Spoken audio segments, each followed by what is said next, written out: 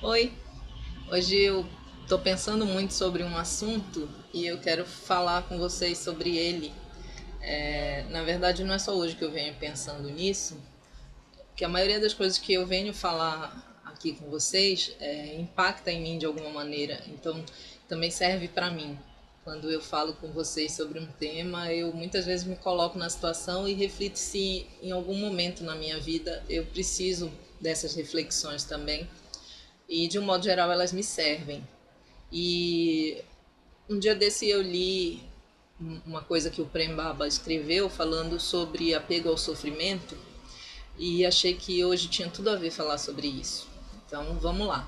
Eu, por coincidência ou não, eu acredito que não, encontrei hoje uma agenda, a minha agenda do ano passado, onde eu fiz várias anotações sobre coisas que eu pensava a esse respeito, antes mesmo de ler o que o Prem Baba falou, coisas que eu acho que me serviram durante o ano passado para todas as transformações que eu experimentei e que mentalmente eu ainda recorro a elas, né? Eu nem lembrava que tinha anotado isso na agenda, mas eu recorro a essas coisas que eu acabei anotando na minha vida diária, na minha relação com as pessoas, e isso tem me ajudado, de certa forma, a superar muitas dificuldades que antigamente eu tinha nos meus relacionamentos, né? Seja com amigos, seja um relacionamento amoroso, seja numa relação com a minha filha, com a minha família, enfim. Essas dificuldades, elas aos poucos estão sendo superadas, então eu acho bacana compartilhar isso com vocês hoje. Bom, o que o Prem Baba falava lá no que ele escreveu era algo que ia mais ou menos pelo caminho de se você sofre, você de alguma maneira está apegado a esse sofrimento, né? De alguma maneira você sente prazer em sofrer. E aí a chave dessa questão é você descobrir por que você sente prazer em sofrer, né? O que te mantém nesse sofrimento. A gente funciona assim, né? A gente age no mundo e aí alguma coisa acontece em decorrência dessa nossa ação ou relacionada a essa nossa ação que vai nos manter num padrão de comportamento ou não, né? E não é diferente quando o nosso padrão de comportamento não é positivo, né? Quando a gente tem atitudes negativas, pensamentos negativos, falas negativas, e enfim, isso está sendo mantido por alguma razão, né? Seja por uma questão de carência, seja por uma necessidade de atenção, seja porque você precisa se sentir cuidado, porque você acha que precisa ser. Porque você acha que precisa ser feito justiça com relação a você por alguma injustiça que você julgue ter sofrido, ou que de fato você sofreu. Enfim, inúmeras podem ser as razões que te mantêm num padrão de apego ao sofrimento. Quando você começa a se observar, quando você começa a mergulhar na tentativa de descobrir qual é a sua essência, você começa a se deparar com essas razões, né? Então você começa a entender o seu funcionamento, você começa a entender por que as coisas se estabeleceram e aí essas causas do seu apego ao sofrimento, elas vão aparecer junto, né, com todas essas coisas, porque você vai, no final das contas, fazer aí uma revisão da sua história de vida. E aí na sua história de vida você pode encontrar razões, coisas que façam sentido, situações pelas quais você passou, que talvez possam explicar o seu padrão de comportamento, né? Isso não significa que você precise se manter se comportando sempre da mesma maneira. Ao contrário, o fato de você tomar consciência das razões do seu comportamento te dá uma autonomia que, enquanto você estava na ignorância, você não tinha, não é verdade? Eu, pelo menos, vejo isso acontecer comigo e com outras pessoas, né? O autoconhecimento, ele é um caminho no qual eu insisto, falo nele o tempo todo, porque, de fato, ele é um caminho que amplia tudo na vida, na minha opinião.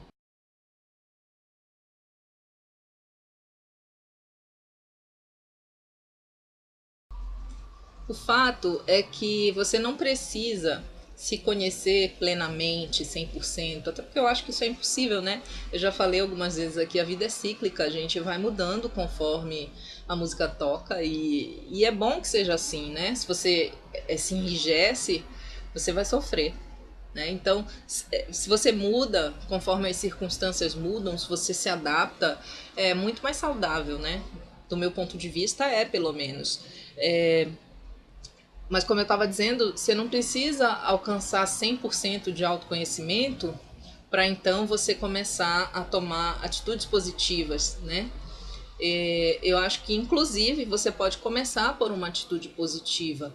Uma das coisas que eu anotei na minha agenda é que desenvolver o hábito de se tratar com carinho e com cuidado pode tirar você de uma situação de desconforto consigo mesmo e com a sua vida, né? Então, stop de mimimi e continua a partir daí falando coisas boas a seu respeito, valorizando as coisas boas que acontecem na sua vida, se tratando com carinho, reservando um tempo para você, avaliando as suas ideias e respeitando as suas ideias e considerando elas como genuínas e legítimas e que podem ser defendidas por você, e que é você que tem que tomar as decisões relacionadas à sua vida, né? Então, isso é se tratar com carinho, isso também é autoaceitação. A autoaceitação, ela não quer dizer a gente amar apenas o que é bom na gente, né?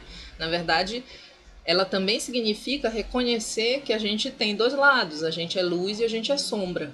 E quando eu digo a gente é luz, a gente é sombra, você pode entender de diversas maneiras, mas o que eu quero dizer, pessoalmente, é que a gente tem coisas que são admiráveis, mas a gente tem coisas das quais a gente também pode se envergonhar, se constranger, não gostar, se incomodar, né?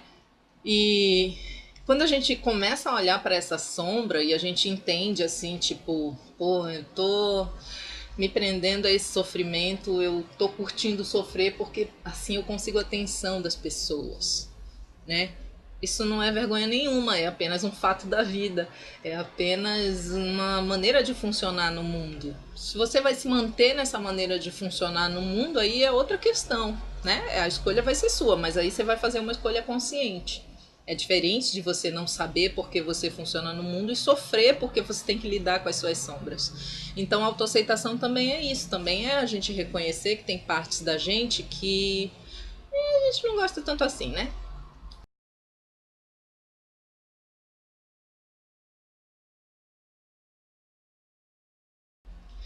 O outro ponto do autoconhecimento e da autoaceitação, que eu acho que é fundamental para uma virada, é a autorresponsabilidade, né? É você olhar para uma situação e você entender que você não é necessariamente a vítima da situação, né? Que você tem uma responsabilidade naquilo que está acontecendo na sua vida, em certa medida.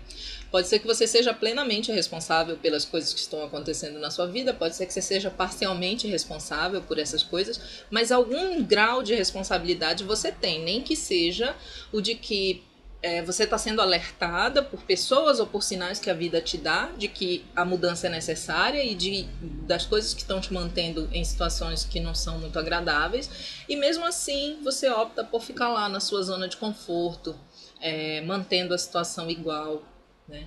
Então, quando você se vitimiza, você dá poder a outra pessoa de afetar a sua vida, né? Você dá poder a outras pessoas de controlar o seu modo de viver, o seu modo de ser e de agir no mundo. E quando você se responsabiliza pela sua vida, pelas suas escolhas e pelas suas decisões, o poder é seu, né? Então você tem a capacidade de se responsabilizar no sentido de tomar para si a sua vida e também de se responsabilizar no sentido de assumir as consequências das suas escolhas. E isso é libertador.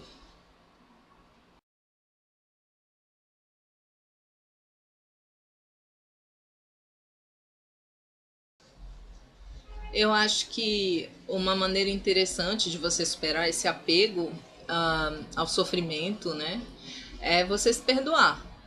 É você, sinceramente, do fundo do seu coração, se perdoar pelas coisas que nesse momento você está querendo jogar para baixo do tapete. Porque se você se perdoa, o perdão ele envolve aceitação, né? Se você se perdoa, você aceita que o fato aconteceu, mas você está disposto a tentar de outra maneira.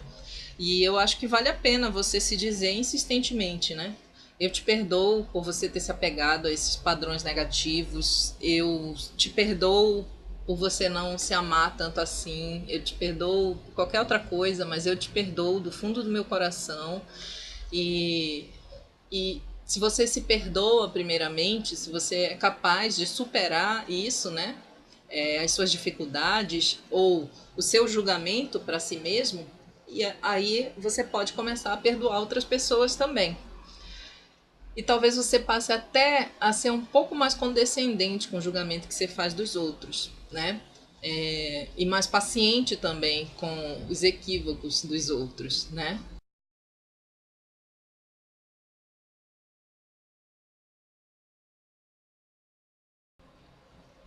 O Rodrigo Amarante, que é um cantor de quem eu gosto muito, ele diz num trecho de uma música que o erro é onde a sorte está. E eu vi ele falando sobre esse trecho de música e achei, putz, olha, né, que é. Ele dizendo que você pode entender o erro como erro, um equívoco, né, alguma coisa que você fez errado, mas também você pode entender como um caminho, né? Como se você fosse um errante, no sentido de que você está no mundo, experimentando o mundo. É, e é nesse caminho que está a sua sorte, né? Que está um monte de descoberta que você pode fazer. Então, se você está estagnado, apegado a um sofrimento, você está perdendo tantas oportunidades que você sequer conhece, né? Você não é nem capaz de contar quantas elas são. É energia que está parada, são oportunidades que você está perdendo, é vida que não está seguindo e você que está sofrendo. Então, a sugestão é essa: se desapegue do sofrimento, entendendo por que você gosta de sofrer. Primeiro de tudo, aceitando que você gosta de sofrer, né? Porque em certa medida todo mundo gosta de sofrer um pouquinho. O interessante é a gente aceitar esse fato e começar a tentar se descobrir o nosso funcionamento. É por isso que eu acho que autoconhecimento é uma coisa tão fantástica na vida da gente, né? É claro que quando você estiver nesse caminho, eu também já falei isso outras vezes, você pode começar a ter pensamentos limitantes, crenças que são limitantes, no sentido de que você pode começar a duvidar da sua capacidade de superar as suas dificuldades ou de viver de uma maneira mais positiva, mais feliz, encarando as dificuldades com mais tranquilidade, com mais paz no coração, porque você está alcançando por meio do seu apego ao sofrimento alguma coisa que é muito importante para o seu ego manter, né? E ele é infantil demais, assim, todos nós temos egos infantis. E cada vez que a gente dá um passo em direção à autonomia emocional, uma parte de nós se desespera, né? Porque a gente não foi capaz ainda de nos entender como um ser integral e talvez mostrar para essa parte que se desespera que ela continuará sendo amada, aceita, respeitada, né? E que há outras formas dela conseguir alcançar o cuidado que ela tanto almeja. Hoje o vídeo foi meio improvisado. Eu costumo escrever um roteirinho e tal. Hoje eu não escrevi nada disso, fui falando o que me passava na cabeça, no coração. Eu espero que tenha servido. Gratidão enorme para quem acompanha esses vídeos. Eu tenho aprendido muito fazendo os vídeos, não só fazendo, mas também discutindo um pouco sobre eles com pessoas que me procuram com esse fim. E eu estou muito agradecida por essa oportunidade de discutir com vocês um pouquinho sobre as coisas que eu penso que podem fazer do mundo um lugar melhor, podem fazer da gente pessoas melhores. Então, assina o canal, curte a página no Facebook e onde mais eu tô? No Instagram, e me manda um e-mail se você quiser. Tô muito aí pra você. Namastê.